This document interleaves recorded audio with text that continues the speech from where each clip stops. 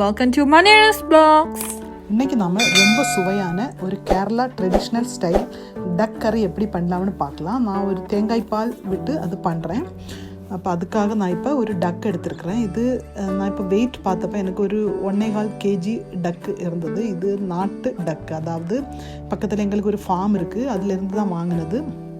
அப்போ நம்ம நாட்டுக்கோழி மாதிரி இது நாட்டு தாராவு கொஞ்சம் ஹார்டாக இருக்கும். உங்களுக்கு தெரியும், நாட்டுக்கோழி மீட்டு கொஞ்சம் எப்போவுமே ஹார்டாக இருக்கும். அது மாதிரி தான் இதுவும் கொஞ்சம் ஹார்டாக இருக்கும். அதனால் இப்போ எனக்கு நைட்டு கிடச்ச உடனே நான் இதில் க்ளீன் பண்ணி ஒரு 3 table spoon ginger garlic paste, கொஞ்சம் மஞ்சள், 1 டீஸ்பூன் பெப்பர் பவுடர், கொஞ்சம் சால்ட்டு, ஒரு லெமனோட ஜூஸு அவ்வளோ விட்டு மிக்ஸ் பண்ணி வச்சுருந்தேன்.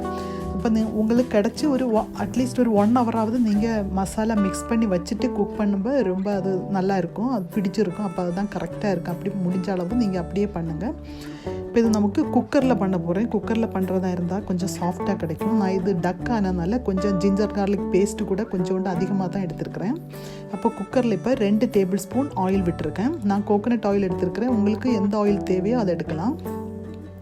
அதில் 3 ஆனியன் சாப் பண்ணி போடுறேன். இது மாதிரி மீடியம் இல்லை, கொஞ்சம் பெருசு தான், லார்ஜு எடுக்கலாம். நீங்கள் ஆனியன் கொஞ்சம் அதிகமானால் கூட பரவாயில்லை. அதாவது நமக்கு இந்த கிரேவிக்கு ஒரு திக்னஸ் கொடுக்கறதுக்கு தான் ஆனியன் டொமாட்டோ எல்லாம் எடுக்கிறது. அதனால அளவு ஒரு ப்ராப்ளமே இல்லை, நீங்கள் எடுத்தாலே போதும்.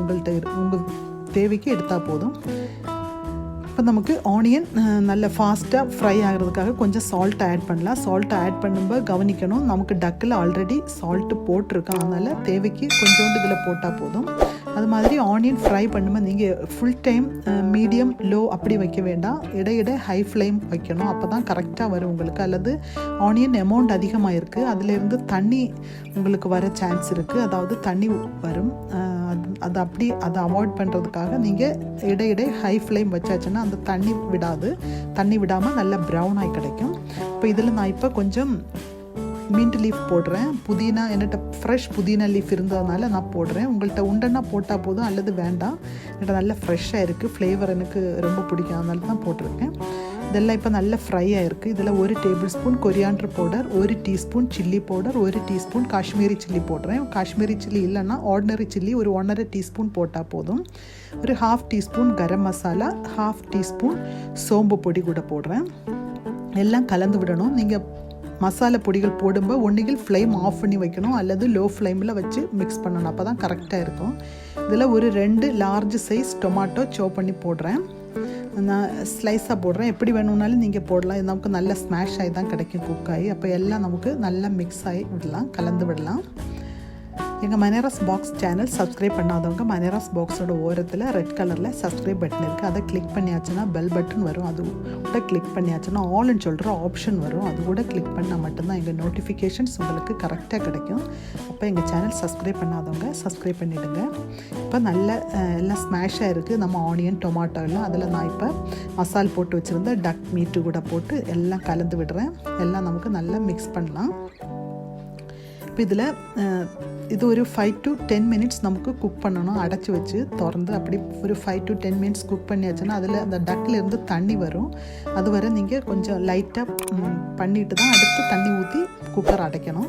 இப்போ நான் இப்போ கொஞ்சம் பால் எடுத்துருக்கிறேன், தேங்காய் பால். அதாவது இது ஒரு தேங்காயோட ஹாஃப் தேங்காயோட பால். இது ஒரு சின்ன ஹாஃப் முறை தான் எடுத்துருக்கிறேன் நான். அது தேங்காயோட பால் எடுத்து ஃபஸ்ட்டு பால் செப்பரேட்டாக வச்சுட்டு அதில் கொஞ்சம் கூட தண்ணி ஊற்றி செகண்ட் பால் எடுத்துருக்கிறேன். உங்கள்கிட்ட செகண்ட் பால் இல்லைன்னா நீங்கள் அதுக்காக கொஞ்சம் தண்ணி ஊற்றினாலே போதும். நான் இப்போ தண்ணிக்கு பதிலாக செகண்ட் மில்க் எடுத்து ஊற்றிருக்கிறேன். ஒரு 1.5 கப் இருக்கும். அதாவது உங்களுக்கு தேவைக்கு தண்ணி ஊற்றினா போதும். டக்கு நமக்கு கொஞ்சம் அதிகமாக டைம் குக் ஆக வேண்டியிருக்கு, அதனால தான் நமக்கு தேவைக்கு தண்ணி ஊற்றிடுங்க. அப்போ அதிகமாக பால் எடுக்க வேண்டாம், ஒரு கப் எடுத்தாலே போதும், திக் தேங்காய் பால். இது அடைச்சி வச்சு ஒரு 4 to 5 விசில் வச்சு நான் எடுத்துருக்கிறேன். இது பாருங்கள், இப்போ நல்ல ஆயில் மேலே வந்திருக்கு. இது நமக்கு ஊற்றின ஆயில் இல்லை, இது மற்ற டக்கு மீட்டில் இருந்து. அதாவது நான் டக்கு மீட்டு ஸ்கின்னோடு கூட எடுத்துருக்கிறேன்.